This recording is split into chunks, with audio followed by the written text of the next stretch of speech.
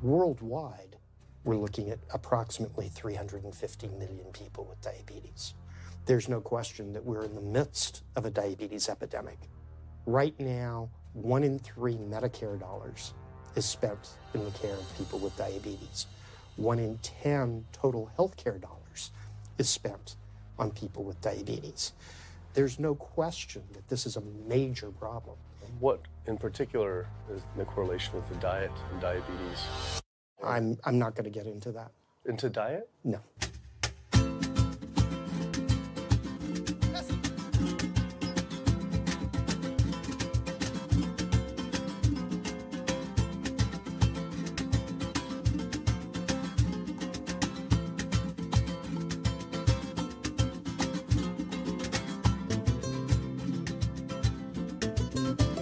My name's Kip. I'm a filmmaker from San Francisco and I have a confession to make.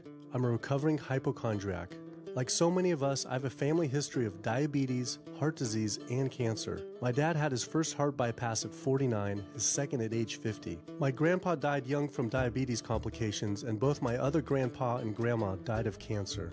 I was always paranoid that I would also get one of these diseases. Like any good hypochondriac, WebMD Symptoms Checker was essentially my browser's homepage. Even in my teens, I took Metamucil every day and a daily aspirin. I read all the latest self-diagnosis books. I ate every multivitamin I could get my hands on, and I was obsessed with bodily functions. I followed all the large health organizations' recommendations for preventing disease. I exercise regularly, don't smoke, don't drink soda, get enough sleep, reduce stress, and grew up eating what I thought was a healthy diet. Until World Health Organization this morning has classified processed meat such as bacon and sausage as carcinogenic, directly involved in causing cancer in humans. Processed meat is clearly linked to an increase in cancer. Hot dogs or bacon could be just as dangerous as smoking cigarettes. the World Health Organization had looked at over 800 studies from 10 different countries, finding a direct link to consuming processed meat and cancer. Just one serving of deli meats daily increases your risks of colorectal cancer by 18%. I had no idea that what we ate affected cancer rates, but I never felt like I had eaten a lot of processed meats until I realized that processed meat includes hot dogs, bacon, sausage, salami, ham, pepperoni, cold cuts, and deli slices, basically everything I grew up eating. The World Health Organization classifies processed meat as a Group 1 carcinogen, the same group as cigarettes, asbestos, and plutonium, and classifies red meat as a Group 2 carcinogen. Was this like I had essentially been smoking my entire childhood? If processed meats are labeled the same as cigarettes, how is it even legal for kids to be eating this way? I thought this was new information, but many of these studies have been around for 50 years. I couldn't believe I'd been eating processed meats virtually my entire life and was just now finding out how dangerous they are. Why hadn't I been hearing about it from the American Cancer Society, the largest cancer group in the nation? When I went on their website, I was shocked to see that none of this information was featured on their homepage. But even more shocking, on their Eat Healthy page, they actually encouraged eating Group 1 carcinogenic foods like processed turkey and canned meats. This is after the World Health Organization reviewed over 800 studies definitively linking processed meat to cancer. Thank you for calling your American Cancer Society. My name is Sam. I'm a cancer information specialist. How may I help you today? Hi, I was calling because I was wondering why you all recommend people to eat processed meat on your website, which the World Health Organization has classified as a Group 1 carcinogen, which is in the same class as tobacco smoking, asbestos, and plutonium. This would be like a lung association having a how to roll your own cigarette section on their website. It's kind of the same thing. But let me just place you on a brief hold because He wasn't able to answer my questions and said someone would get back with me. I had always been concerned about cancer because both my grandma and grandpa died of cancer. I wondered if things would have been different had they known the link between diet and this terrible disease. In the US, 1 out of every 4 deaths is from cancer. Oh, sweet. American Cancer Society rep confirmed an interview this week. So we just went in for the interview with the American Cancer Society rep, and the security guard said there's no interview scheduled. So I went into my phone, and it turns out last night, after I told her that the interview is going to be about the correlation between diet and cancer, she said she could no longer do the interview. After repeated emails asking why she was declining my interview to simply talk about diet and cancer, she stopped responding altogether. Why would an American Cancer Society rep not want to talk about this? I was, however, able to connect with a growing movement of doctors who are willing to talk about the link between the standard American diet and disease. And it goes beyond just cancer. I took my old trusty van, Super Blue, once again out on the road. 2/3 of adults are now overweight or obese, and we have an epidemic cascade of debilitating disease that's overcoming the country. There's no way we can sustain the current style of care with the epidemic that we're creating with our diet and lifestyle choices. The diabetes, the arthritis, the heart disease, the dementia, the obesity, the cancers are affecting about 70% of deaths. All the data is that those 70% of deaths and morbidity are largely lifestyle related and preventable. Most kids by age 10 in the U.S. already have fatty streaks in their arteries, the first stage of atherosclerosis leading to heart attacks, strokes. Here in American medicine, we operate from the disease model.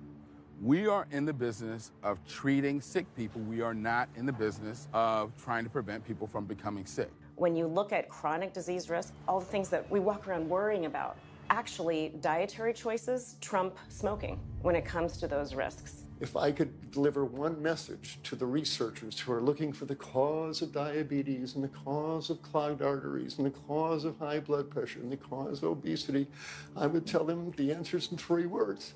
It's the food. It's what Americans are eating. Today, with 2/3 of Americans being overweight, clearly there's a food issue. In the next 25 years, 1 out of every 3 Americans will have diabetes. My name's Michael Abdallah. I'm from Atlanta, Georgia. And unfortunately, I was diagnosed about 10 years ago with diabetes. And 8 years ago, I had 2 stents put in. I don't know where to go. I don't know what to do. You're just like out of options and you don't know what to do. You're taking medicine, you listen to this doctor, and the cardiologist says take this, and the endocrinologist says take that. Then your general practitioner doctor says you don't know what's going on here, and it's a real challenging thing, and it's something that you don't want to get it.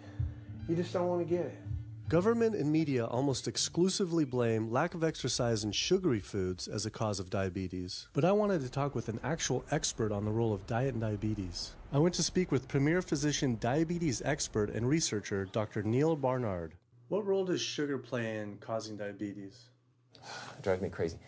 Diabetes is not and never was caused by eating a high carbohydrate diet, and it's not caused by eating sugar. The cause of diabetes is a diet that builds up the amount of fat into the blood. I'm talking about a typical meat-based, animal-based diet. You can look into the muscle cells of the human body and you find that they're building up tiny particles of fat that's causing insulin resistance. What that means is the sugar that is naturally from the foods that you're eating can't get into the cells where it belongs. It builds up in the blood, and that's diabetes.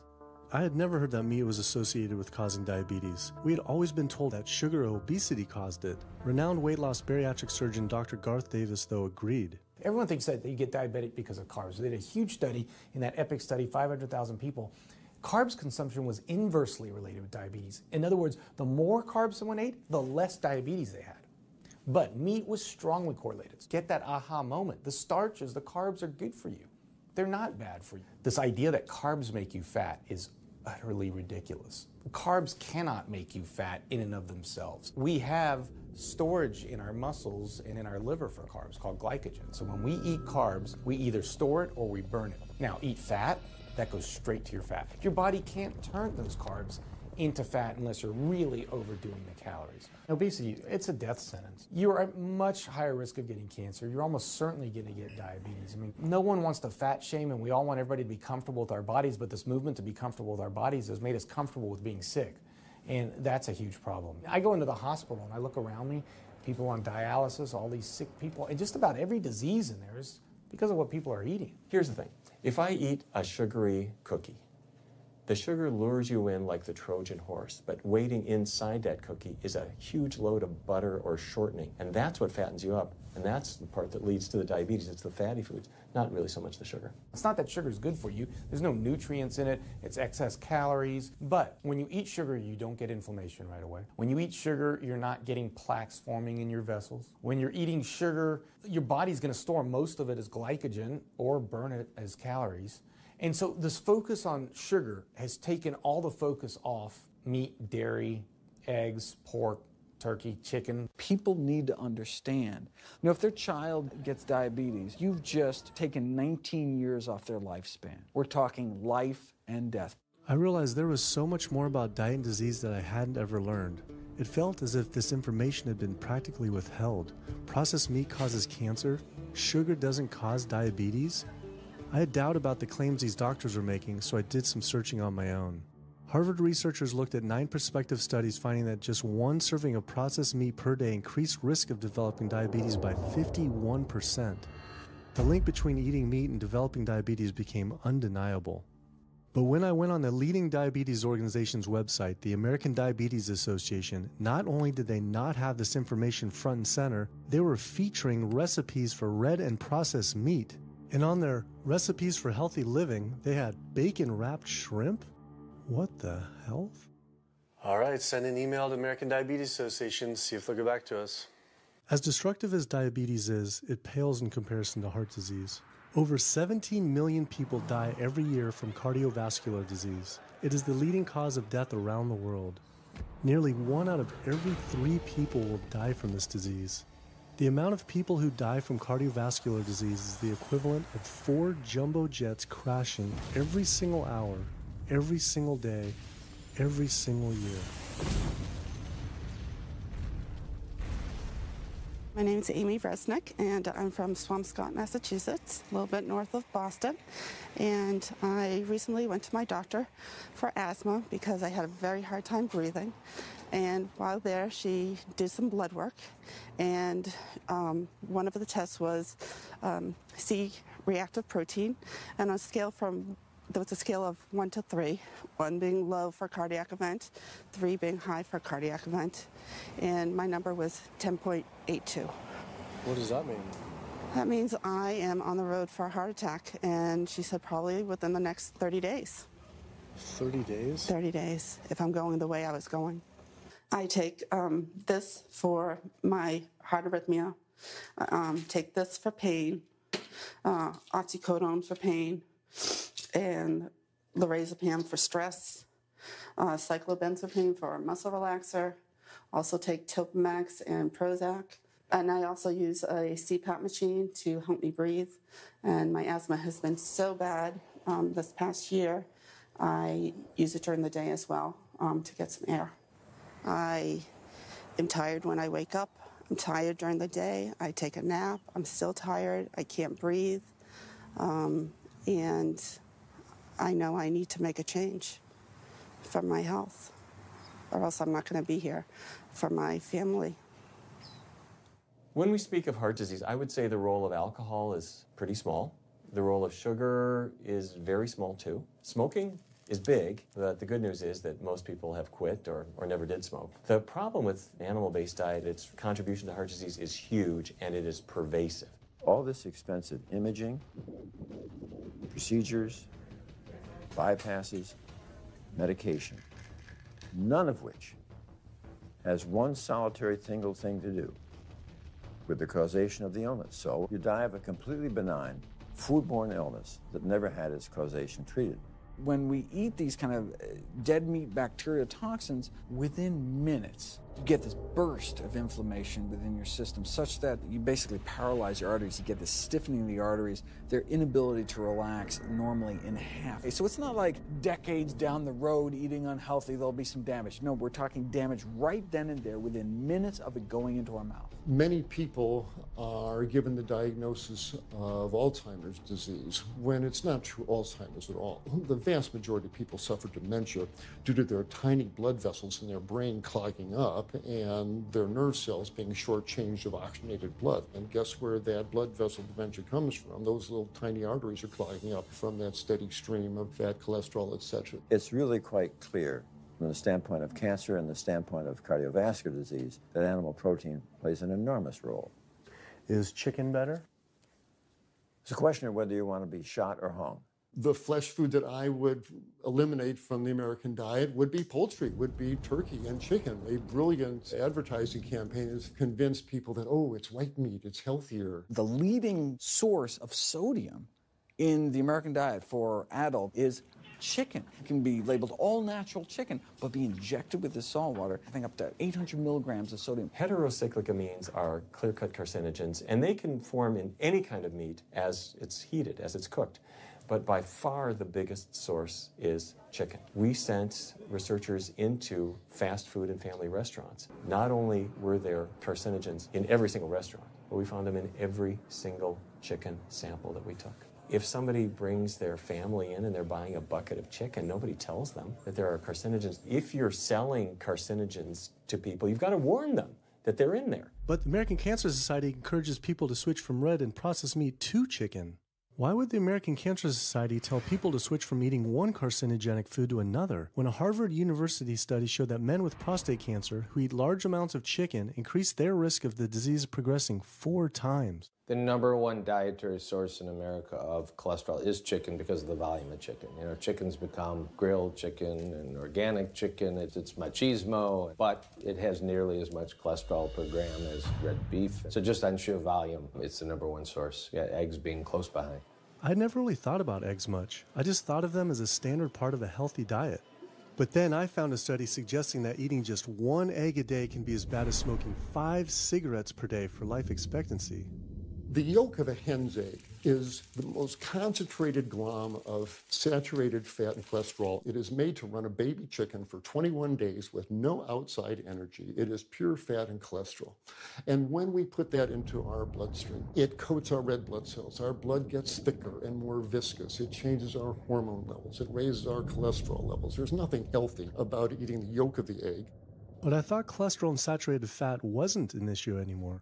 You know, these saturated fat studies that have come out trying to vindicate saturated fat, this is a campaign by the dairy industry, right? Number one source of saturated fat is dairy. It's not meat. 2008, the global dairy industry got together at a meeting and explicitly, read their agenda, was to neutralize the negative impact of milk fat by regulators and medical professionals, unquote. So what did they do? They funded studies. The main study that started the whole saturated fat media craze was funded by the National Dairy Council.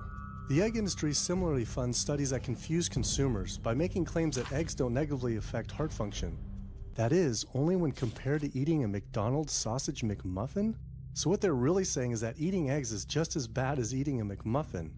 When you eat foods like beef or steak or a processed meat, a hot dog, you're not just getting saturated fat. You're also getting other additional toxins that are in that food. There's heme iron, carcinogens, processing chemicals. This is all a lot more complicated than just looking at saturated fat. You know, the strategy is not on making their products any safer. The strategy is to just try to confuse the public, to introduce doubt. You know, there's a famous tobacco industry memo. It's called "Doubt is Our Product." That's all they had to do. They didn't have to convince Americans that smoking was healthy, right?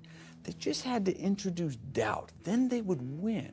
If there's just enough controversy, people kind of throw up their hands, I don't know what to eat. Confusion is their game. I really don't think people thought what they ate led to heart disease. They think, oh, it's genetic, my parents had it. And I don't think people really think that what they ate led to diabetes. I think, oh, my parents had it, I was going to get it. And certainly cancer, they don't think that way.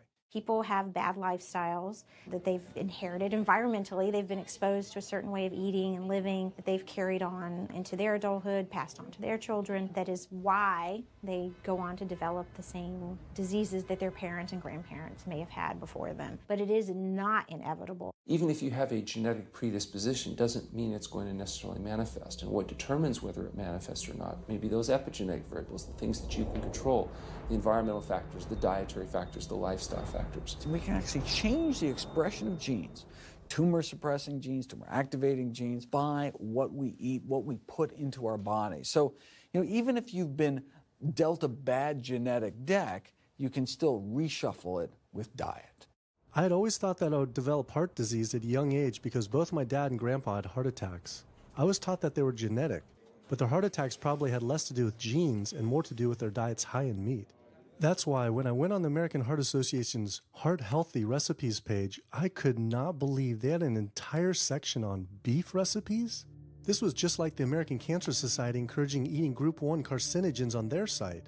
Meatloaf, pork loin, steak on your recipe list? Are you kidding me? It's like this menu is trying to give people heart attacks. At your website, we noticed Heart Healthy Recipes, and we were kind of bewildered by why there's a bunch of recipes on, a whole section on beef recipes, and there's also a section on egg recipes when there's such a strong link between beef, red meat, and heart disease.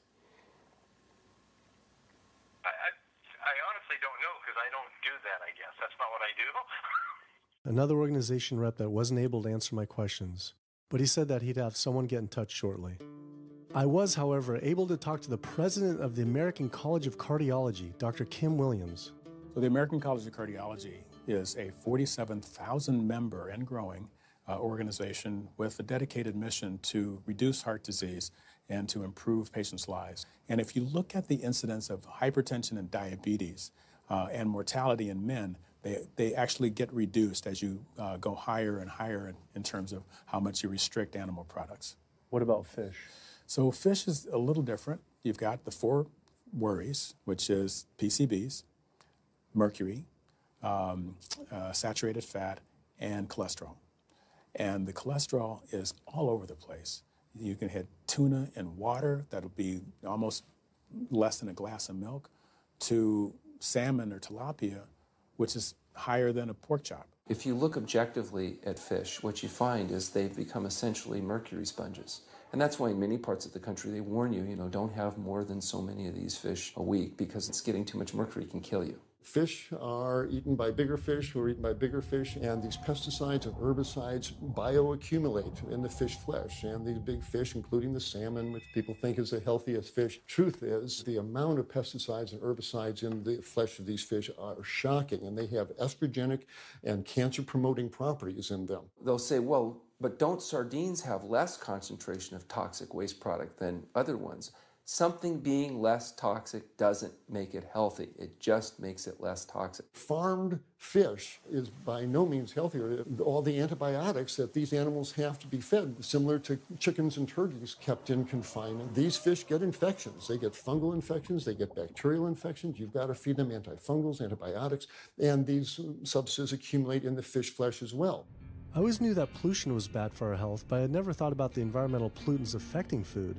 Dioxins, being the most toxic man-made chemicals known to science, cause all sorts of things. They cause endometriosis, they cause cancers, they cause endocrine disruption problems. Most of your exposure, 93% of it, comes from eating meat and dairy products because it climbs up in the food chain so effectively. So you can get exposed to living near these incinerators and breathing it, but it'll take you 14 years to breathe in as much dioxin as a cow will ingest by eating the grass in one day. And that dioxin will accumulate in its fat, which includes the milk and the meat, and anyone eating meat or dairy products is going to get that dose of dioxin, so it climbs up the food chain every step. Men have no way in their bodies to get rid of dioxins, but women have 2 ways. They're both involving having a baby.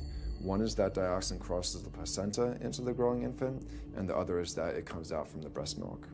So if you have a meat and dairy consuming mother breastfeeding that infant, then the highest impacts of toxic exposure like mercury and dioxins will go to that infant. Pregnant women are told, oh, certain types of fish should be avoided. But what about all these other animal products which are introducing, imagine as the fetus is developing, introducing these very harmful toxins which create reproductive abnormalities, developmental problems, and hormonal issues right as the child is developing, the most critical stage of development. It does make you worry when people say, don't you want to have a little bit of milk because you're pregnant? Don't you want to have some fish because you're pregnant? Who do you think is going to get the chemicals that are in that? All these environmental toxins and toxins from the feed that they're being fed accumulate in their tissues and are released into the mother and unfortunately to the child when you eat these products when you're pregnant.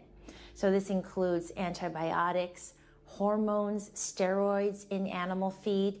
Commercial animals are largely fed GMO corn and soy, which are very laden in pesticides. PCBs have been banned since the 70s, but they persist in the environment. Dioxins, all of these compounds can create hormonal, reproductive, developmental damage as well. Eating organic beef, poultry, pork, or fish will not help you avoid contaminants like mercury, like dioxins, like strontium-90, because they fall out over all sorts of farm fields and water bodies, and they don't skip over the organic fields. And so really the contaminants are coming in regardless of how these animals are raised. I had always been concerned about the possible health impacts of GMOs, but then found out that most of the world's GMO crops are actually consumed by livestock, with dairy cows consuming the most per animal. This fact, with everything I'd learned about bioaccumulation, made dairy terrifying, especially considering how much cheese I ate in my life. Cheese is an amazing product when you think about it. It's probably one of the single best foods at compromising health that you're going to actually feed to people. Think about it. You've got an animal product, so you've got all the issues of biological concentration. You have a highly processed food product, and not only does it have naturally a lot of saturated fat, but you put a lot of salt into it. There's a strong link between dairy foods and autoimmune diseases, and so that can show itself up as excessive production of mucus and exacerbation of asthma in kids who are prone to that, and even adults. And also there's an association between dairy foods and multiple sclerosis and type 1 diabetes, which is an autoimmune disease, and other rheumatologic problems. Cow's milk is baby calf growth fluid. That's what the stuff is. There's absolutely no child or human on earth who actually needs the milk of a cow any more than they need the milk of a giraffe or a mouse. Most people in the world are lactose intolerant. I mean, that's the normal state of affairs. Why would your body create this enzyme to digest lactose after weaning, after infancy? It doesn't make any sense. 73% of African Americans are lactose intolerant, 95% of Asians, roughly 70% of Native Americans, and about 53% of Hispanic Americans are lactose intolerant. Our government is encouraging Americans of color to eat foods that it knows is going to make them ill. Ultimately, what that boils down to is the government is telling me as an African American to eat food that's going to make me ill for no health benefit so that it will benefit dairy farmers as a form of institutionalized racism. Yeah, milk is a risky food for human consumption. As a pediatrician, I see on a daily basis children suffering from conditions that are linked or associated to dairy consumption, such as eczema, acne, constipation, acid reflux, iron deficiency, anemia. Cow's milk protein is the most allergenic food. People say, well, no, I want hormone-free, not injected with bovine growth hormone. But milk is this hormonal fluid, so it's just packed with sex hormones and natural sex steroid hormones like estrogen, progesterone. In fact, doesn't matter if it's conventional milk, doesn't matter if it's organic milk. Milk without hormones, that's an oxymoron. Organic dairy has just as much saturated fat and cholesterol and galactose and all the things that you don't want as conventional dairy. Dairy products in general have a lot of other products associated with it, not the least of which is pus. I mean, they actually have laws limiting how much pus you can actually have in a milk and still sell it. I believe it's like 750,000 pus cells per cc. Because, I mean, you wouldn't want too much pus, and it would be like pure pus. People might object. In fact, you could think of cheese as kind of coagulated cow pus, if you would. But I was always told that we need milk for strong bones. I'm Jane Chapman, and not too long ago, finally got some x-rays of the hips and back. Severe bilateral osteoarthritis of the hips. And actually, I'm scheduled for 2 hip replacements. That's bone on bone. It's the grinding of the joints. My stability is scary. I hold on to the walls if I'm at home. I've been told to use a walker. I'm only 61. This is not how you're supposed to live when you're this old. I have a really hard time believing that that's all that's left. Researchers have studied bone development in kids and whether they get stress fractures and that kind of thing. And the kids who drink the most milk have 0 protection. Milk does not build strong bones. Harvard researchers have looked at a large group of older women. Over an 18-year period, the milk drinkers had 0 protection from fractures. So this old notion that somehow milk is going to build strong bones or protect your bones later in life, it's a myth. People that drink milk have higher rates of hip fractures, have more cancer, and live shorter lives. It turns out that countries with the highest dairy consumption also have the highest rates of osteoporosis, so clearly drinking more milk doesn't protect your bones. Doing more research, I found that dairy was linked to many different types of cancer as well. Just like many of us, I thought that the majority of cancer was due to genes, but only 5 to 10% of cancer is actually genetic. Any cancer is caused by a DNA mutation, but that's not enough. So that can cause that first cancer cell, but one cancer cell never killed anyone. 2 cancer cells never killed anyone. But 1 billion cancer cells, now we're running into problems. So we need to reduce the growth factors in our body, like IGF-1. Insulin-like growth factor 1 is this cancer-promoting growth hormone involved in every stage of cancer cell growth and spread and metastases. Any animal protein boosts the level of IGF-1. Dairy products increases your risk for various forms of cancer, especially those related to your hormones. So breast cancer, prostate cancer, ovarian cancer. So this is not a product, even in its most pure state, you want to be consuming because it does come with risk. I found out that dairy can increase a man's chance of getting prostate cancer by 34%. And for women who've had breast cancer, just 1 serving of whole dairy a day can increase their chance of dying from the disease 49%, and dying from anything 64%. Why weren't breast cancer sites like Susan G. Komen warning everyone about this? For calling Susan G. Komen, this is Jocelyn. How may I help you? Okay, so we're wondering why you don't have a huge warning about the dangers of consuming dairy on your website when there's a direct link to breast cancer. There was a study published in the Journal of the National Cancer Institute that found out women consuming dairy who has had breast cancer increases their risk of dying of breast cancer 49%. I was wondering why it's not on your website.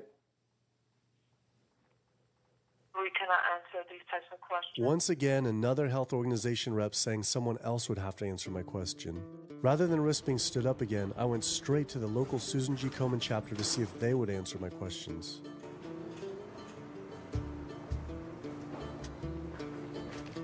They didn't want to answer my questions in person either, and told us to stop filming, but promised they would connect me to the national office directly.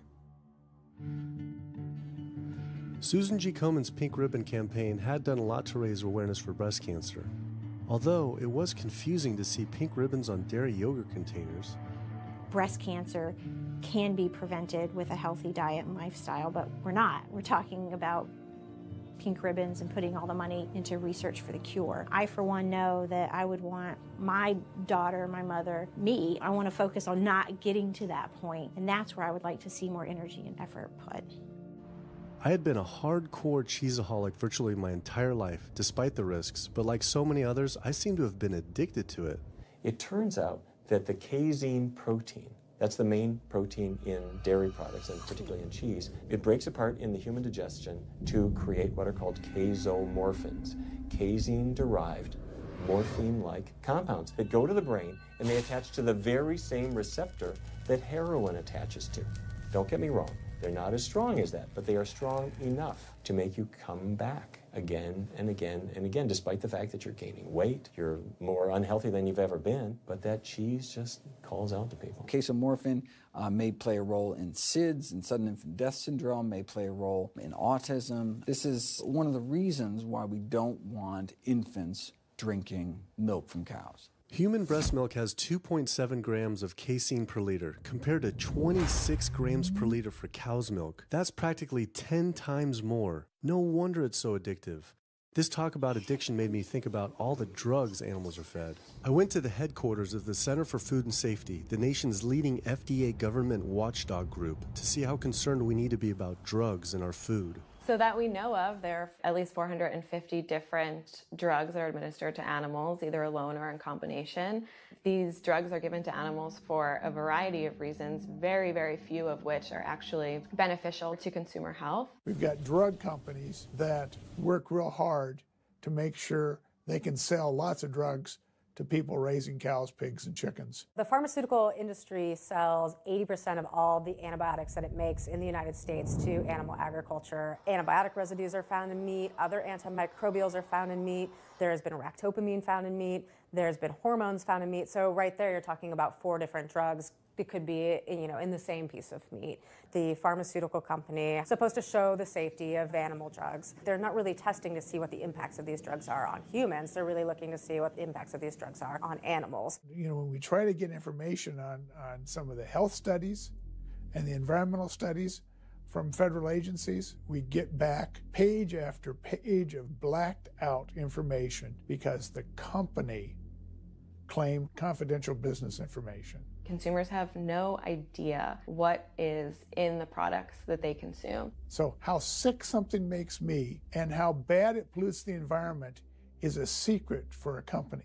In the animal agriculture industry, as in the tobacco industry, these companies really have a vested interest in making sure that the public doesn't have information about their effects and what risks are really posed to consuming them. You have this system where animals are living in their own waste. They're living next to animals that are sick or even dead, and they're stuck in cages with these animals. The bacteria tends to spread, so that the pathogens that are being created in these filthy conditions are breeding resistance to antibiotics, and the public are becoming exposed to those. We already have people dying from salmonella and other things that you eat. We're having about 3,000 people die every year in the United States. That's more than the number of people that were killed in 9/11 in the Twin Towers in New York.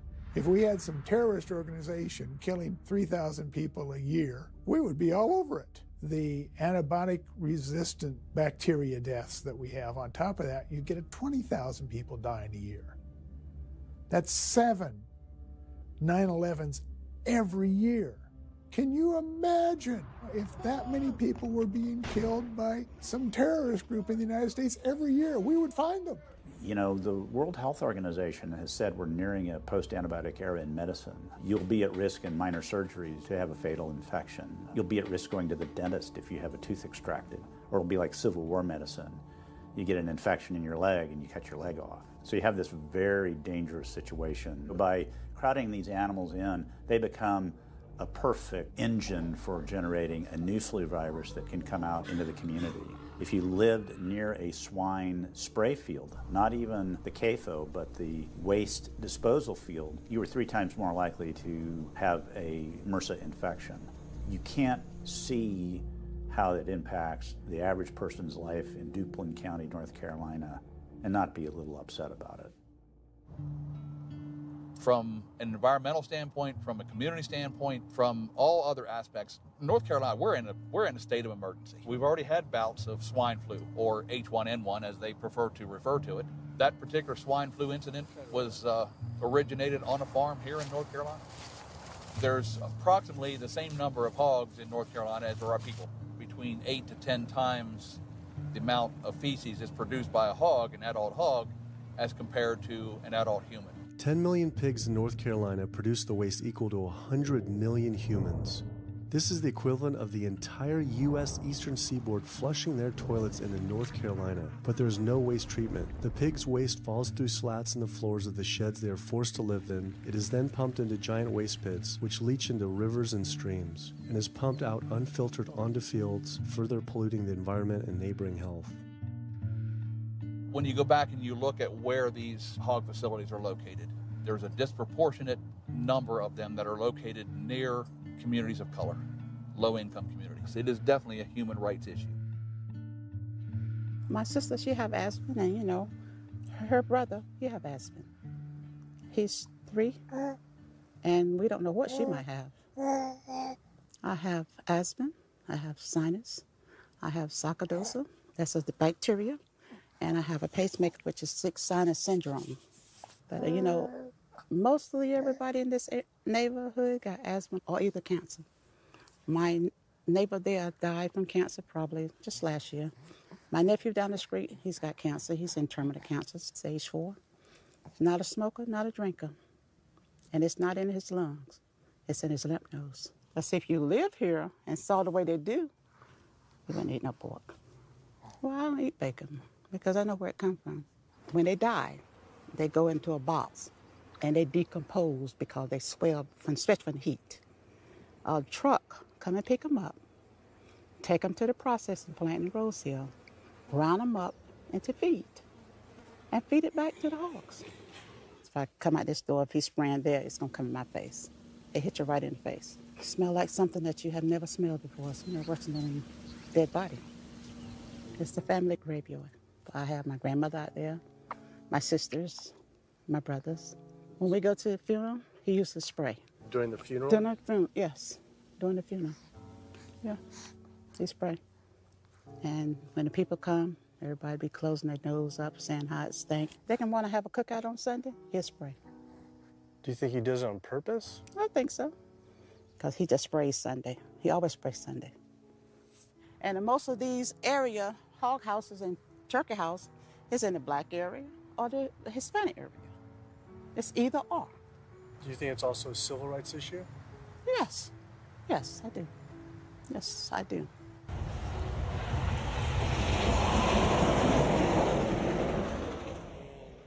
There have been times in the past that I have gotten ready on the Sunday, gotten ready to go to church and come out, and the smell was so strong that I had to go back and regroup because it got in my clothes and I just couldn't go to church smelling like hogs, you know. I just couldn't do it. So I don't think the government cares. They care more about corporations than do people, individuals. And they're going to keep on. They're going to put more chickens in this state. This is the feast season. You're in capital of the world right here in North Carolina. My state. Look, there's a blue line stream right here come into my property almost, and the Contentney Creek right here. I've seen that blue line stream now filled with feces and urine from that hog pen, and they can say, well, we feed the world. They're not interested in feeding the world. They're interested in making money. You take the money away from it, they'll let the folks starve. Because if you want to feed the world, you can feed the world with more corn, using corn and wheat and stuff like that, and you can meat. Meat is a luxury item. When we're doing things that hurt other people, we're wrong. But a lot of good people will sit there and eat bacon knowing that it's causing someone else to be very unhappy. I woke up the next morning to find the Burden River had experienced another massive fish kill from the pollution running off hog farms. Tens of thousands of fish were washing up on shore. All this talk about health, I realized that I was only focused on personal health. But health started to mean so much more to me. It was about health of my family and our communities. I couldn't under good conscience support an industry that I knew was harming others. Pollution from animal agriculture isn't just an issue in North Carolina, though. Raising animals for food produces more greenhouse gases than the entire transportation sector. It is a leading cause of rainforest destruction, species extinction, ocean dead zones, and freshwater consumption.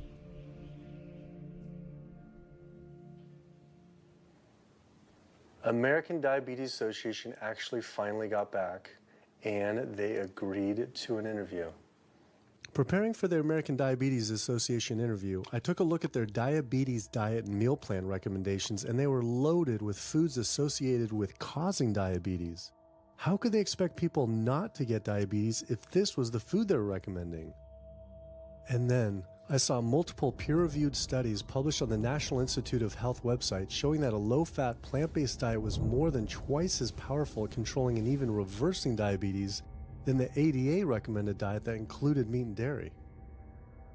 Well, the mission of the American Diabetes Association is to identify a prevention and a cure for diabetes, but in the meantime, to improve the lives of all people who are affected by diabetes.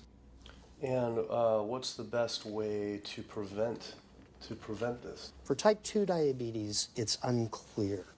We can't prevent type 2 diabetes in everybody. When we're doing the research, we came across a lot of studies that said that you actually could potentially cure or reverse diabetes with a purely plant-based diet. I don't believe there's sufficient evidence to demonstrate that.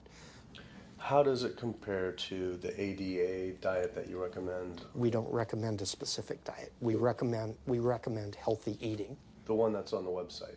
We recommend healthy eating. Do you have a whole list of exact day-to-day, the meal plan, the whole meal plan? All they are selections of foods to consider. We do not have a diabetes diet. But with that selections, that you consider that plan compared to a plant-based plan? No one's done that study. We found actually some studies, that a 74-week study found that low-fat vegan diet versus the ADA plan in type 2. I think we're done here. I'm not going to get into an argument about. Oh no, I was just wanting the studies of if this is true or if it shows that. Any diet works. Any diet works if people follow it. But if it's a diet that's not the proper diet, like if anyone follows a diet that they eat I can't tell you what a proper diet is. I can tell you what an improper diet is. So then we can talk about the good diets. I'm not sure why. I'm not going to get into that. Into diet? No. Why not? If that's where you want to go with this, I'm sorry, I'm not the person that you should be talking to. And why is that, though? If that's what you want to get into, I'm not the person you need to be talking to. Who do we talk to about diet? You can talk to anybody you want. But that's interesting, though. Why not recommend a diet? Because the data don't exist to support it. But if we see data that we looked up that supports it with, like, you know, the NIH, in Europe, the European Association of Studies. We're done.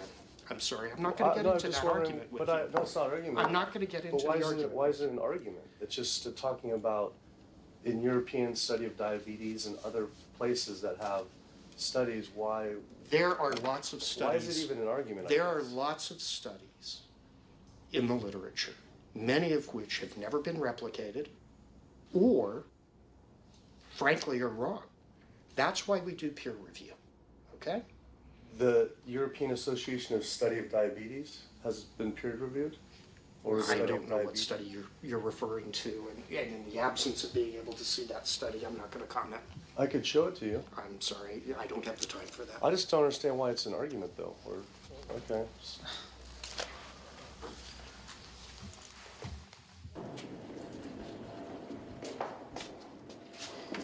That was interesting. What he wanted to talk about was people living longer with diabetes. But once you mention eliminating diabetes or prevention, oh, whoa, now you cross the line. Prevention and cure, whoa, let's not go there. Not only did Dr. Ratner, the chief medical officer of the American Diabetes Association, not want to talk about diet, but the fact that he had such an emotional reaction to my question made it feel I was digging into something that he didn't want uncovered. I had always thought there was no prevention for type 1 diabetes, but then I did research and came across countless studies referencing the link between exposure to dairy at a young age and type 1 diabetes. I mean, this is a food made for baby cows. Cow milk protein gets into the bloodstream, and the body says, hey, this isn't supposed to be in the bloodstream. It makes antibodies to the cow milk protein, which then attack the pancreas and destroy the pancreas. How is this possible that ADA wouldn't have this forefront on their website? Why wouldn't they be warning all parents about this, even if there were only a slight chance? Why were they recommending people to actually eat these foods linked to diabetes? It seemed all of the large health organizations were encouraging people to eat the very foods linked to the diseases they're supposed to be fighting against. American Heart Association promoting beef, American Cancer Society promoting processed meat, pink ribbons on dairy products, and bacon-wrapped shrimp on American Diabetes Association. And then it all came together. What if?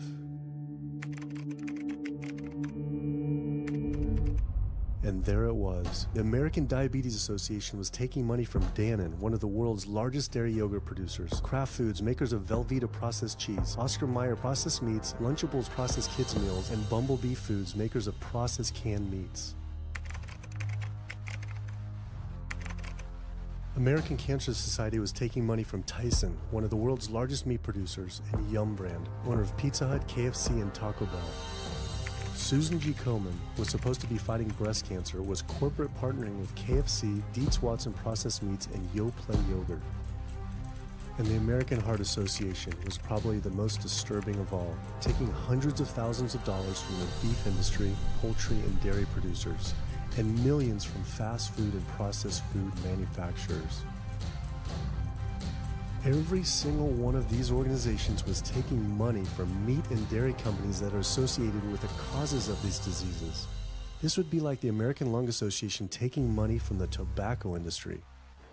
I was sick of not getting answers, so I went to the headquarters of these organizations myself. We have to speak to someone in person. There's millions of people dying from the foods that they're recommending people to eat.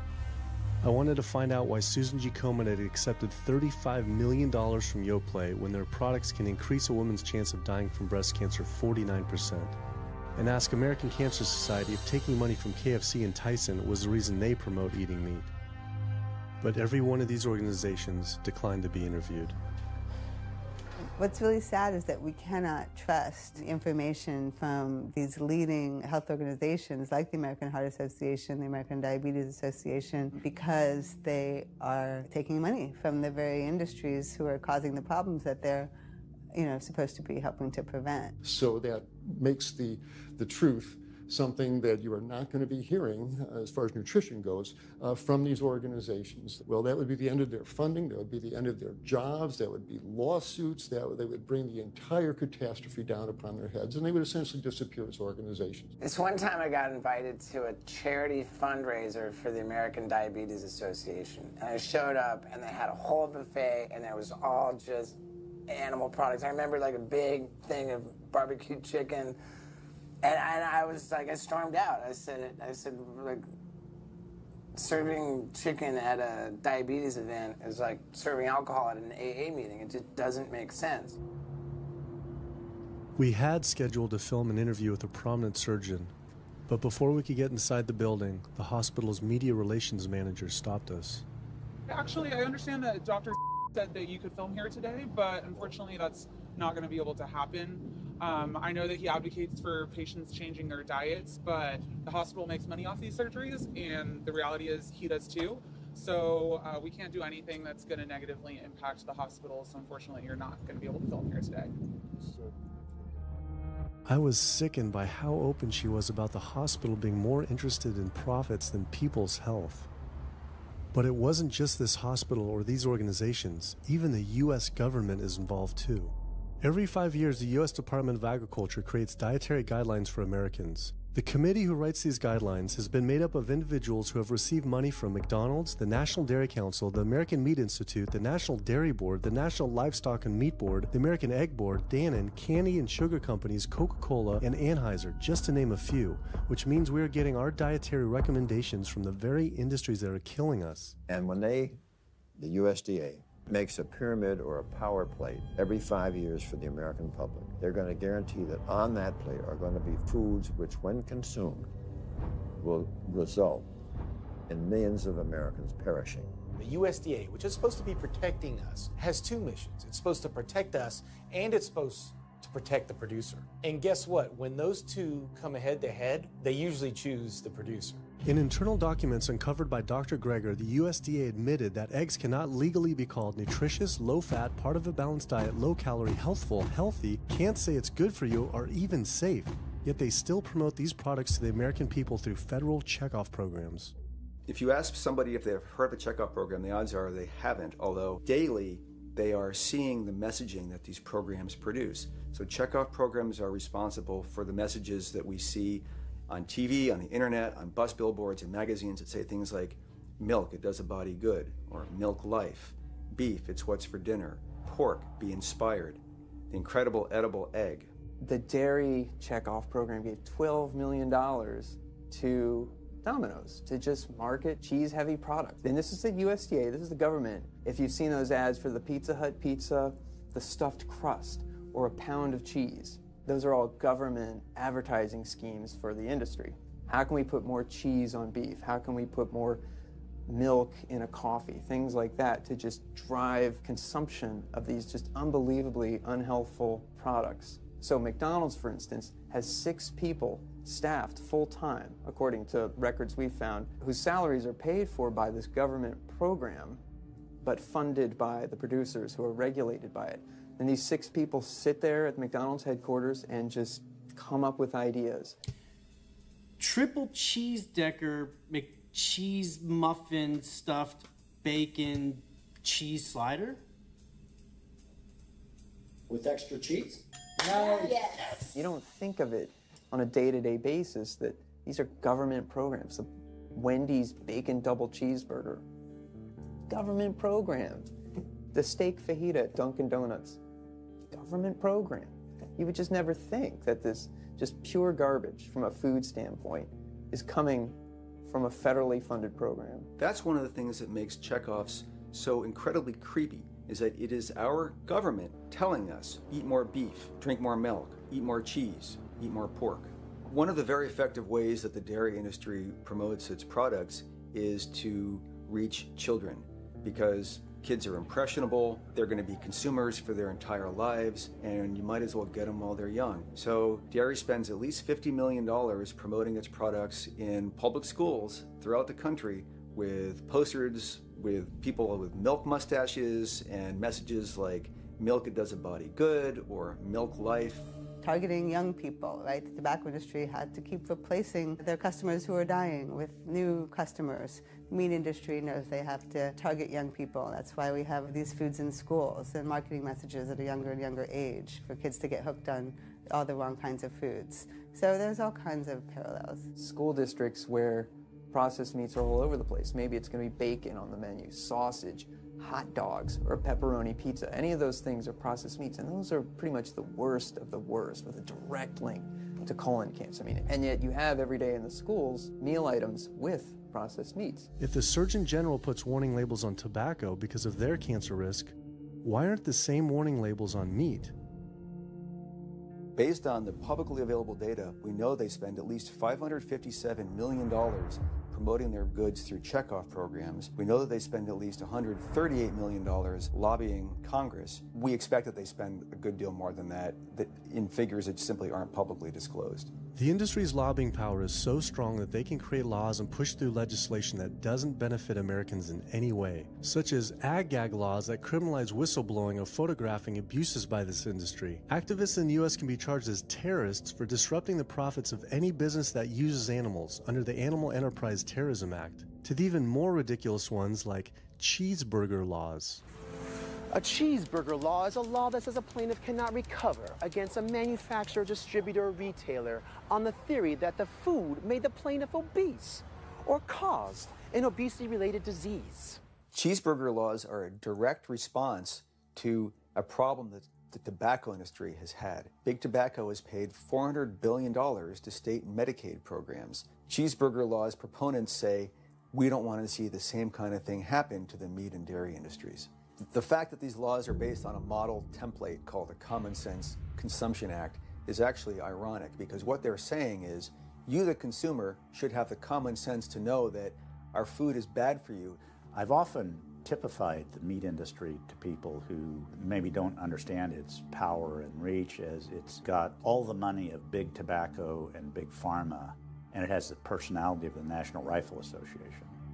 So any little thing that comes up, man, they beat it to death. Robert Martin wasn't exaggerating. When the profits of the egg industry were threatened by egg alternative company Hampton Creek Foods, extremely disturbing emails were uncovered by Ryan Shapiro and Jeffrey Light. We uncovered documents demonstrating the American Egg Board considers Hampton Creek, quote, a crisis and major threat to the future of the American egg industry. The American Egg Board considers a successful egg replacer company to be such a threat that they joke on their government email addresses about murdering the CEO. In internal government emails with the heads of the egg industry, they suggest having the CEO of Hampton Creek, Josh Tetrick, murdered, including a menacing email from the executive director of the American Egg Board.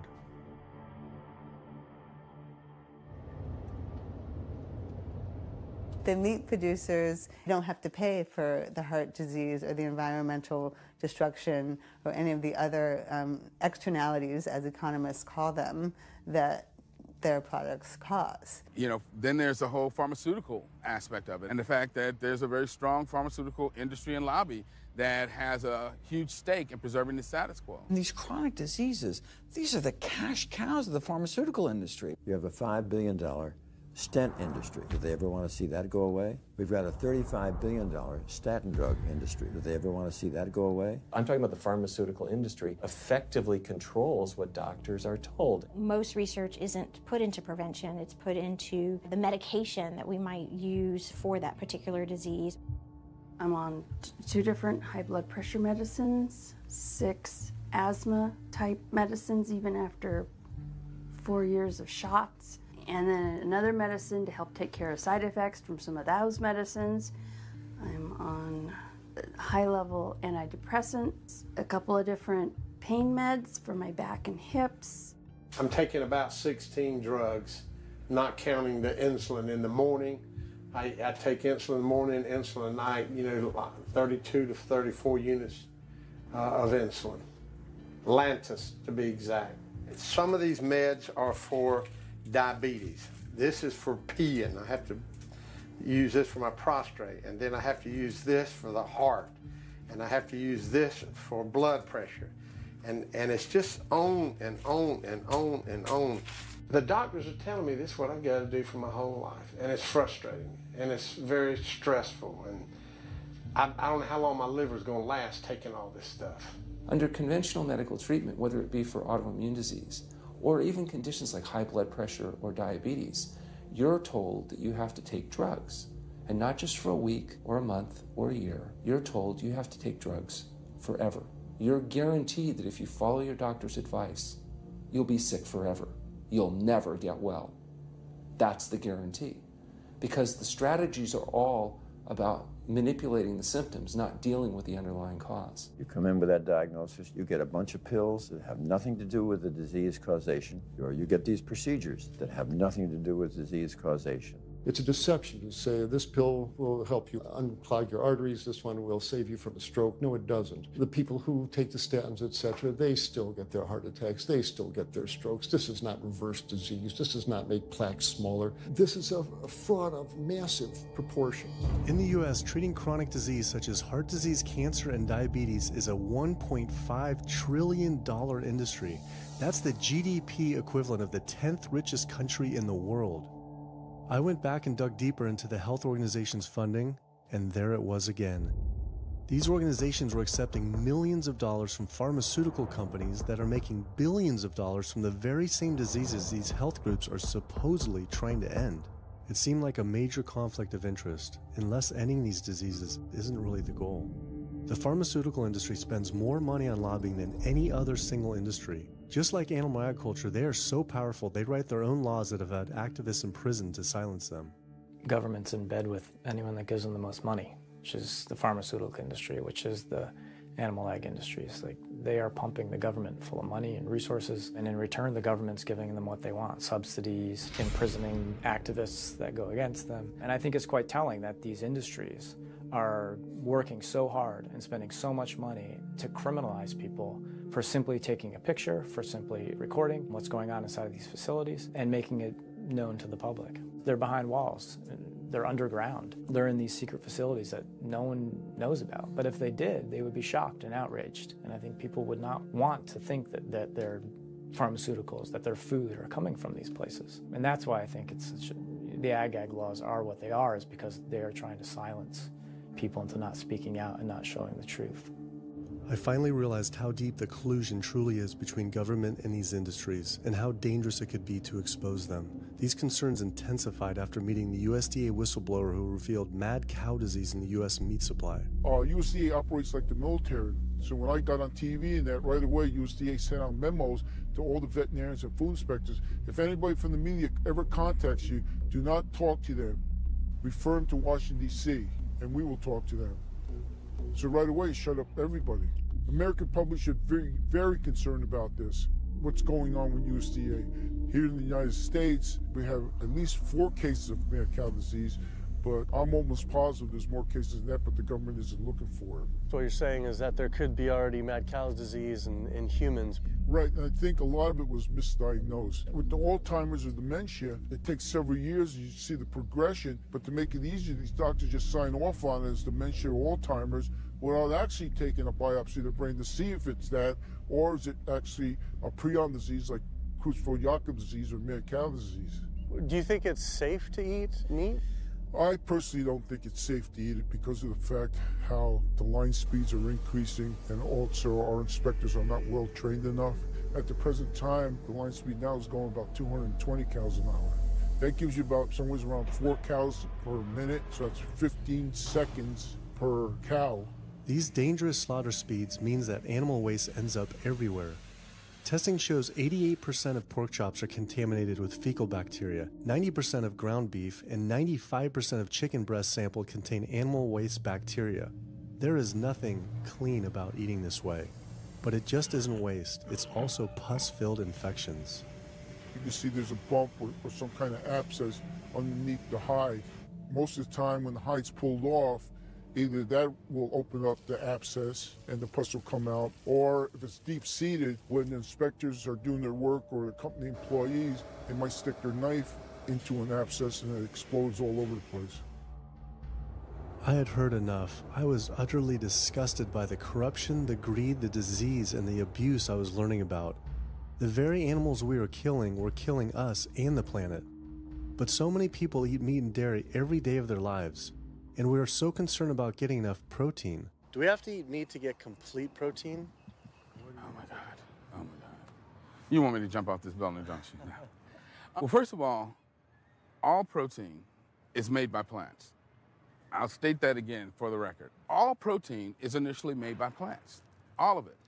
And it is not necessary to eat animal tissue in order to get protein. Only plants have the ability to actually take nitrogen from the air, break those molecules apart, and incorporate that nitrogen into amino acids and then make protein. Any protein you get from an animal is simply recycled plant protein.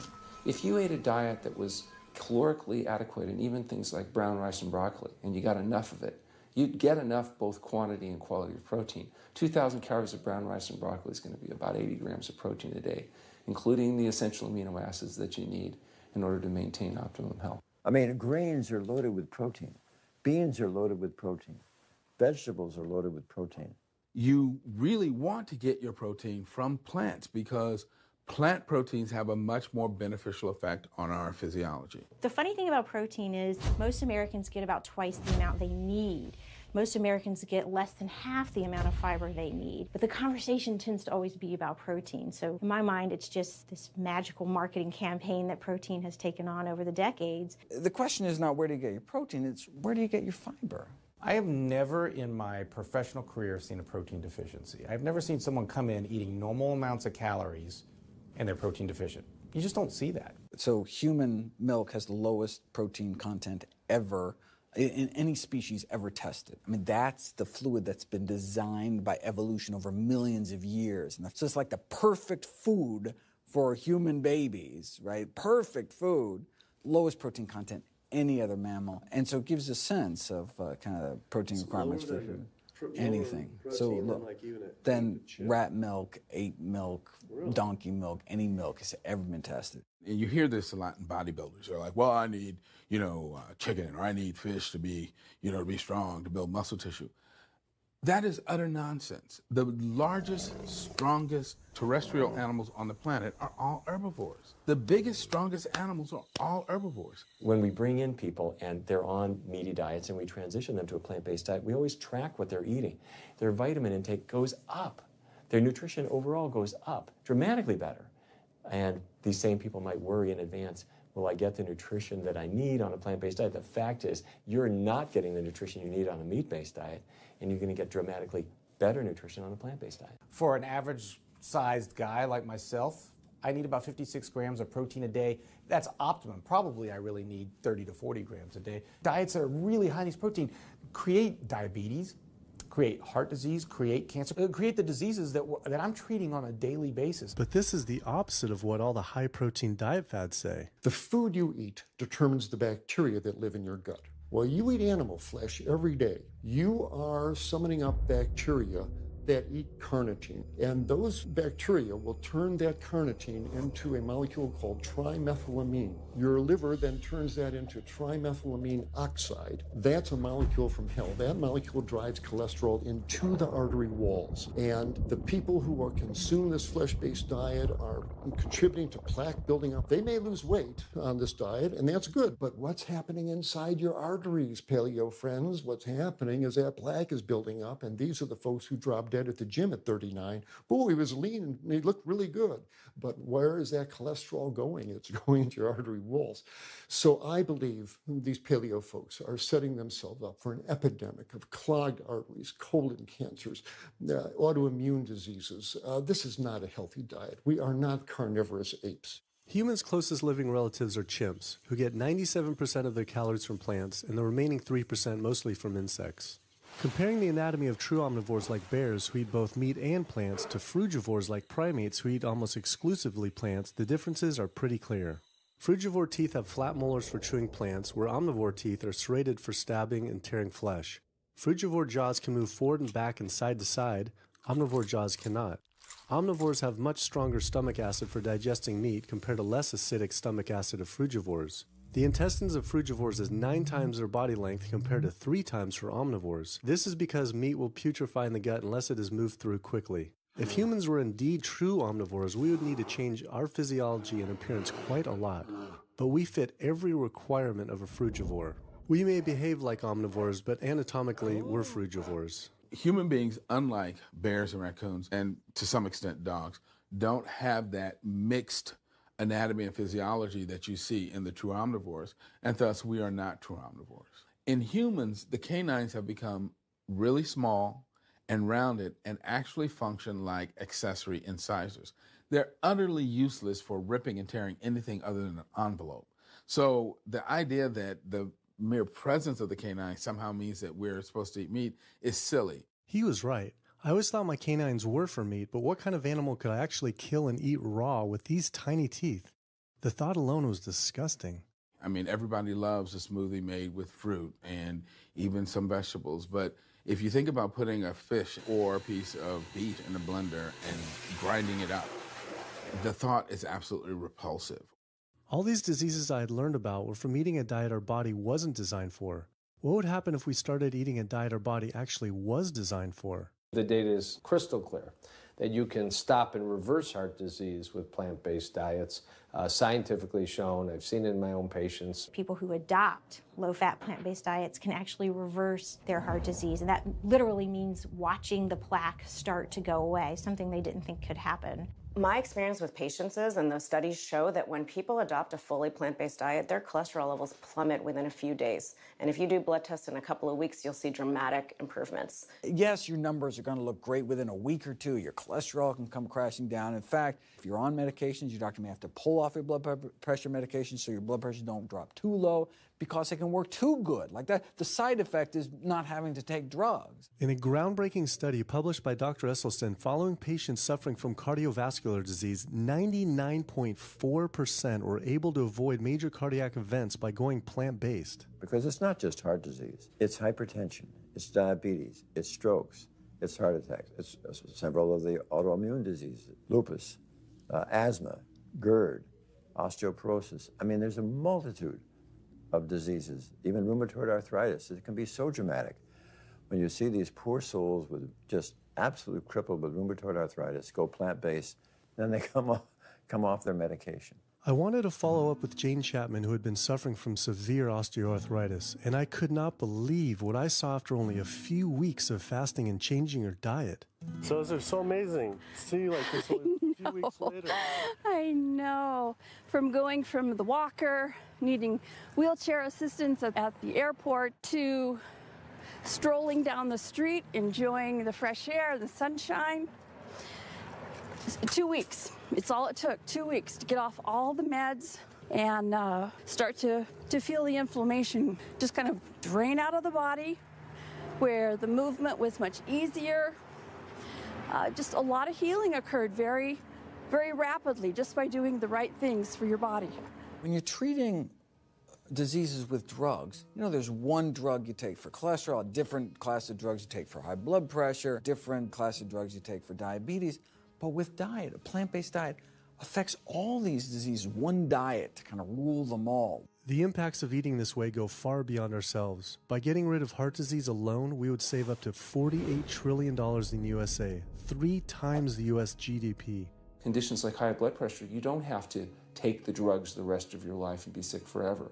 What you can do is live in such a way that it gives the body a chance to heal itself. We took 174 consecutive patients with high blood pressure, and 174 people were able to lower their blood pressure enough to eliminate the need for medication. For inflammatory bowel disease like Crohn's, the best remission rates ever achieved through plant-based diet. MS, multiple sclerosis, the best results ever achieved compared to any medical, surgical, any kind of intervention was a plant-based diet. You can see that with every sequential reduction in animal products, people live longer, they have less heart disease, they have less cancer, they have less diabetes. You can actually take human cancer cells, you put them in a petri dish, and you can drip the blood of those eating vegan, get about 72% suppression in human prostate cancer cell growth in vitro. They wanted to try this again with women and breast cancer. So they said, let's see what a plant-based diet can do. After just 2 weeks, their bodies cleaned up. You drop their blood on the same carpet of cancer cells. You can clear off the whole plate. This is after just 2 weeks eating healthy, which raises the question,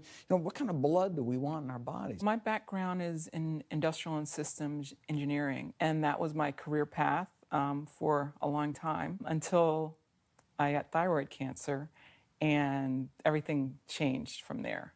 I decided that I wanted to try alternative methods and treatments rather than have surgery and have my thyroid removed, which meant I'd be on medication forever, and I didn't want that. I just started reading how a plant-based diet can heal the body, and it has worked for so many people.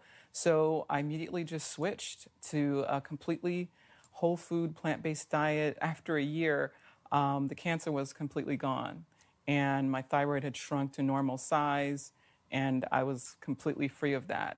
This was tough to believe. Couldn't this all just be from eating healthier, though, like no sugar? Turns out Dr. Walter Kempner from Duke University back in the 1940s was reversing some of our worst killer diseases with diet alone. And the diet he was using was not only strictly plant-based, but it was made up of white rice, fruit, and table sugar. And he was reversing diabetes, he was reversing malignant hypertension, reversing heart disease, the diabetic complications, reversing diabetic blindness. So these people basically had death sentences, went to him, and were given basically sugar, this horrible diet, but it was strictly plant-based. If this information had been around since the 1940s, why don't all doctors know this? We're not taught about the power of food in medical school. No one is taught that the changes that we make with our diet are probably the single most powerful thing we can do to determine our destiny. It trumps our genetics. Why isn't your doctor telling this? Odds are your doctor never learned any of this. In fact, there was even a bill introduced just mandating physicians get 7 hours nutrition training every couple of years, just to kind of stay on top of it. And who came out against that? The California Medical Association. Even the family physicians, the surgeons, all the mainstream medical groups came out opposed. It's 7 hours. That's a lot, even if it's over 1 4-year period. So they're not just kind of neutral, but they're actually actively opposing nutrition education. Ironically, when patients come to doctors with questions, they assume that the doctor knows something about nutrition, and so it's kind of a double whammy that doctors haven't been taught much about nutrition. Why don't we hear about this from dietitians when nutrition is their entire specialty? Turns out the American Nutrition and Dietetics Association puts out nutrition fact sheets written by the industries themselves. The industries pay $20,000 per fact sheet and explicitly take part in writing them. So you can learn about eggs from the egg industry, and you can learn about lamb from the lamb industry. This would be like learning about the benefits of smoking from the tobacco industry. When people are eating meat, I think of it as a bit like smoking. It's sort of Russian roulette. You may not get diabetes, but your chances of getting diabetes, about 1 in 3. You may not get cancer, but your chances, if you're a man, about 1 in 2. A woman, 1 in 3. Your chances of gaining weight, 2 out of 3. It's not all diet, but most of it is. The best thing that you can do to make sure that you empty all those bullets out of the chamber and you're not taking risks with your health is to get the animal products out of your diet and eat healthy foods. I came to True North to help me with my asthma and to lose a little weight, and it's amazing. Just in 2 weeks of changing my diet, don't have to take any asthma medication, no antidepressants, no pain medication, no heart medication, nothing, no medications at all. And it's just incredible. I was taking Oxy and Advil, and I was taking 800 milligrams of Motrin 3 times a day just to get through the day because I was in so much pain. And now, nothing. Wow. Nothing at all. 2 weeks. 2 weeks, So 14 days. All that medication, you're completely off. Completely off everything. It's just been so frustrating to me because I went to so many different doctors for help, and I tried so many different medications to help me with my asthma, and nothing helped, and I was stuck on the couch for the last 10 months, unable to breathe. And now in 2 weeks' time, 14 days, I'm off my medication, and I can breathe, and I feel good, and I can walk. My life has changed, and it only took 2 weeks of a whole plant-based diet. That's incredible. Yeah. That is incredible. It really is. That's amazing. It really is. I feel so blessed and so good and just so happy to be doing this, and I'm hoping that I can be a role model for other people and not be pushy about it, because everyone's going to do it in their own time. But thank God my time is now. So. Thanks. Thanks. As powerful as Amy's story was, I knew for some, eating 100% plant-based would still seem extreme. I think there's this sense that everything's okay in moderation, right? But we haven't seen that moderation works. There really isn't a study that shows that by eating meat and eggs in moderation, you can actually turn your heart disease around and get better. But I know people who've given up meat and they felt sick. Yeah, it's unlikely that anybody's symptoms are caused by a dead, decaying flesh deficiency. The lack of highly processed animal food products in the diet is not going to be associated with the causal factor about why they're sick. There is going to be a reason why they're not feeling well, but that's not going to be one of them. So I've had people go vegan, and they come back to me, and they're like, I'm hypothyroid, and my doctor says I'm hypothyroid because plant-based diet makes you hypothyroid. I'm like, so what does your doctor tell all his meat eaters that are hypothyroid? Boy, what's an animal flesh or dairy that you can't get in plant-based? Cholesterol, heterocyclic amines, E. coli. You know, if you think about it, there is nothing in an animal-based diet that you can't get in healthier form somewhere else. The only other vitamin is vitamin B12. It's not made by plants, not made by animals either, made by little microbes that blanket the earth. So because the way we live in our sanitized world, unless you're eating bacteria-contaminated foods, we need to get a source of B12 from somewhere. And so the healthiest, cheapest, safest source is to get a vitamin B12 fortified food or vitamin B12 supplement, not to get it from meat and dairy. What about people who say they have to eat meat for their blood type or their genes? I mean, it's like I need meat because I'm a Capricorn, or I need meat because I have an A+ blood. I mean, it's like, what do you say? No one has to eat meat. I mean, there's no vitamin, mineral, nutrient that you can't get from non-animal sources. Valentine's Day, I decided to go vegan and give up all meat, which was never in my thoughts in a million years, but I've heard so much success from people that are vegan. And so I gave up all animal products whatsoever. I've lost 29 pounds.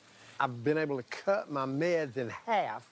I've been able to cut my insulin in half. And now I'm going for the moon. I'm going to cut it all out. In the last 6 weeks, we've just had 3 grandchildren. And my ugly face is going to be around to see them graduate from high school and college. I'm going to be here. My mission is to let everybody know you do not have to suffer from diabetes and cancer and heart disease because someone in your family had it or because the doctors are telling you this is what's going to happen. You can take charge of your health and have a positive outcome just like I did. The reason I'm so committed to this is, my grandmother had diabetes, and I didn't know what I know now about healing the body. And if I did, I feel like she could have lived at least a few years longer. And so it's in her honor that I do what I do. Because I could save someone else's grandmother, aunt, uncle, father from that, So I'm excited about getting the message out there. There's a common belief that eating plant-based is expensive. Not at all. It can be done in a very inexpensive way where you buy foods that are in season and you shop in the bulk bins, and that saves a lot of money. You can eliminate a lot of your expenses on your grocery bill by not buying meat and dairy because those things are expensive. Our meal plan for a family of 4 is $25 per person in the family. 2064 is your total. 2064, whoa. That's for an entire week of food. Really? An exploding movement of elite athletes are utilizing vegan diets to heal injuries, speed recovery times, and enhance their performance. Before I was vegan, I was only bench pressing 315 like 5 times. Then after going vegan, I was doing 400, 425, 465. And I was like, oh my God, this is amazing. I'm vegan and I'm bench pressing 465 pounds. This is ridiculous. And as soon as I went vegan, tendinitis started disappearing. My strength in my right arm started coming back. High blood pressure was going down. You can't be strong and be dying on the inside. That's not strong. That's weak. That's really weak because yeah, you look big and strong on the outside. Yeah, big man. No, but your heart's crying for help on the inside. You're dying. I'm a professional parkour athlete, a two-time world freerunning champion, and more recently I got into Ninja Warrior where I'm captain of Team Europe as we won USA versus the world. For something like Ninja Warrior and parkour specifically, you really need to have a good strength to body weight ratio. So I was carrying mass that I really didn't need. And when I went vegan, you know, I lost 15, 20 pounds. I was more agile, I was more efficient, more stamina in my body. Just that extra bit of pop that I didn't have before, it just gave me that extra strength. So this is a very vibrant way to live. It can enhance you as an athlete. For me, 100% better athlete than I was before. It unlocked a whole new chapter of my training. The science is there, the health is there, the athletes are there proving that you don't need to eat dead animals to be strong, to be healthy. I started working out when I was 47 years old. All the muscles you see, I gained as vegan. I gained 15 pounds of muscles on my body, eating all plant-based vegan foods. All the aches and pains in my body, it just went away. Because I'm not ingesting so many inflaming foods, the acidic foods that animal products are. Gorillas, rhinos, and elephants, they all get their muscles and strength from eating plants. That's what I do. I travel all around the world for my surfing, and I've always been able to eat vegan. I feel like if you want something, you can make it happen. I just don't make any excuses. I would never not be vegan now that I know all the benefits and now that I know how it feels to be vegan. Every aspect of my life has been improved by adopting this lifestyle. I feel better, I perform better athletically, I sleep better, my energy with my kids is better, my focus at work is better, everything is better. My skin cleared up, kept myself trim for 9 years now doing this. All I can tell you is that I felt and I continue to feel better than I ever felt before.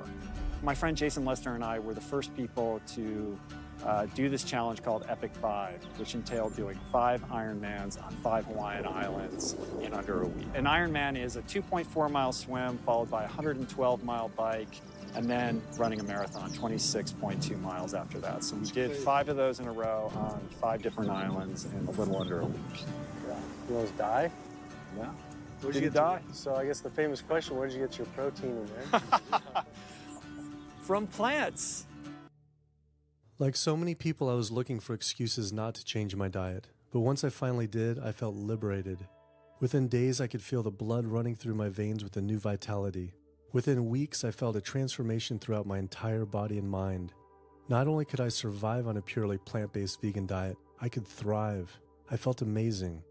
I competed in my first marathon in 6 years, training half the amount and beat my personal record by 23 minutes. Less than a month later, I did my first full Ironman.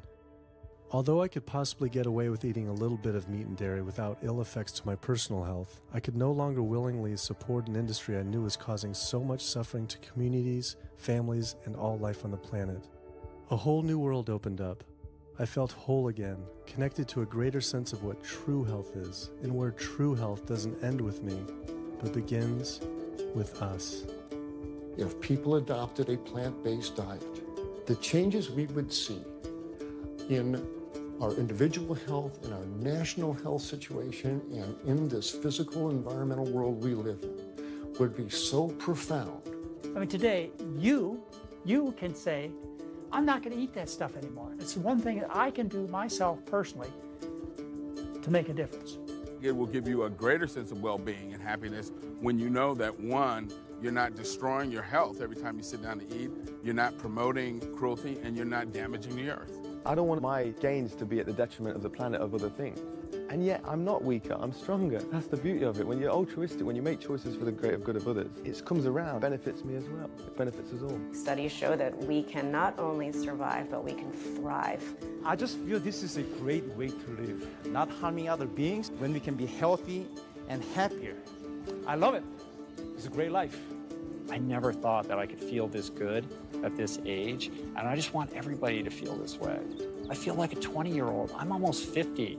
Nothing tastes as good as healthy feels, basically. And so the choices that we make every single day, day in and day out, around our food, has the capacity to bring us true health and optimal wellness, not just individually, but collectively, as a species and for our planet. We're not going to live forever, but while we are alive, we can live well. And for me as a doctor, that's what I want to see.